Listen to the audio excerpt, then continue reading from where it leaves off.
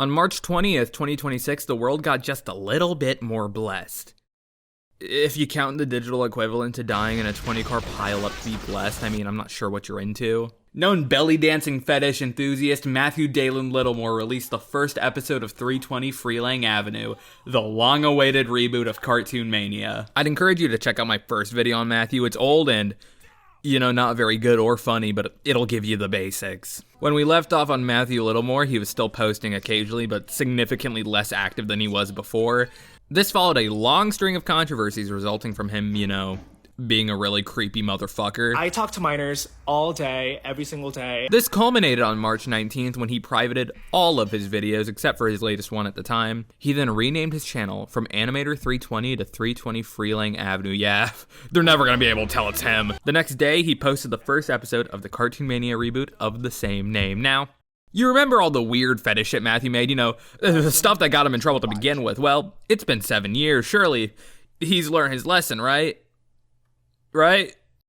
Anyway, the pilot opens with a child belly dancing. Yeah, that's our Matthew, never change. Like, I wish I was joking, but no, it's the first actual scene. So yeah, Tanya Tigress, 8 years old by the way, is really big into belly dancing. And it's kind of her only characteristic revealed in the pilot. Her best friend is Timmy, who is big into slapstick comedy, which I find, personally infinitely preferable to the belly dancing. Near the end of my original video, I say that Matthew finally stopped using Open Office Impress, and I was actually wrong. He's just gotten infinitely better at using it, which kind of brings up the question that if you're gonna put this much effort into making this good of animation in a fucking slideshow program, why don't you just learn Flash? It's like the easiest program to pirate. You can see the hours he poured into the animation, and I don't mean that in a good way.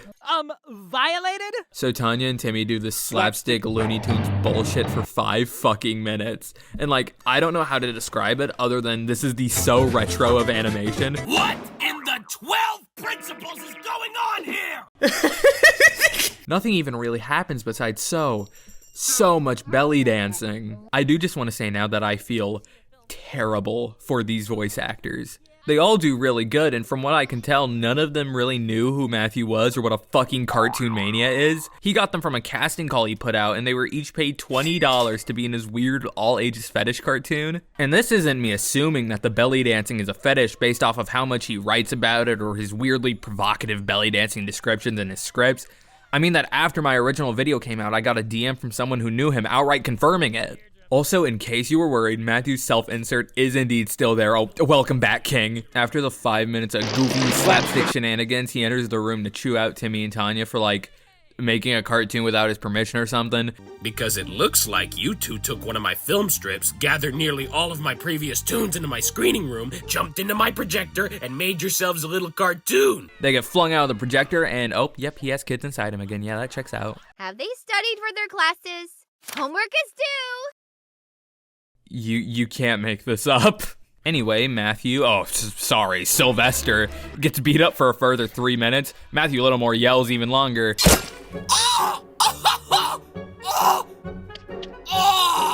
And they get called into his office.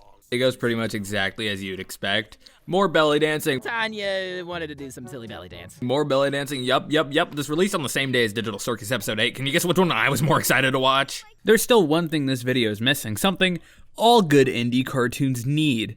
An original song! You've been stressed around the clock with this abysmal artist block when you just wish that you could make it go away.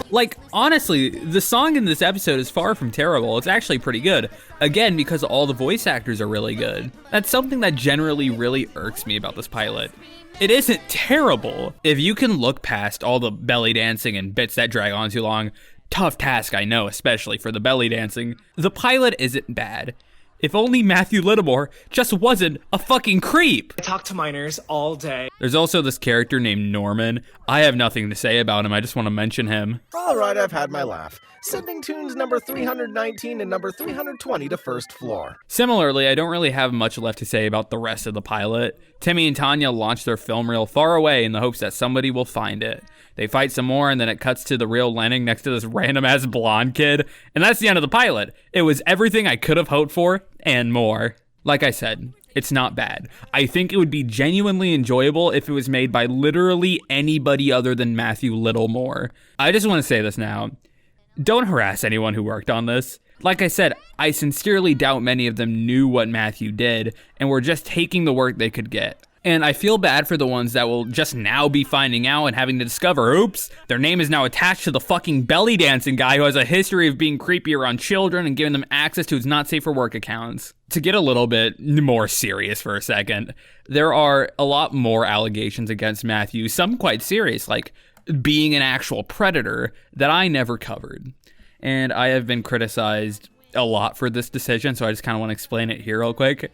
This was largely because proof of those allegations are scarce or just don't exist at all. I think testimony from the people involved is important and it's a good resource, but that alone, with little to no tangible proof this many years on, is not something I feel comfortable regurgitating in a YouTube video. The Animator320 Archives account on Twitter documents a lot of these, and I encourage you to check them out if you want further reading. And, Matthew, I doubt you're watching this, but if you are, I just want to say real quick that implementing your fetish into a character trait doesn't stop it from being fetish writing. Please, get off this fucking website. You've been stressed around the clock with this abysmal artist block when you just wish that you could make it go away. Talk to minors all day, every single day.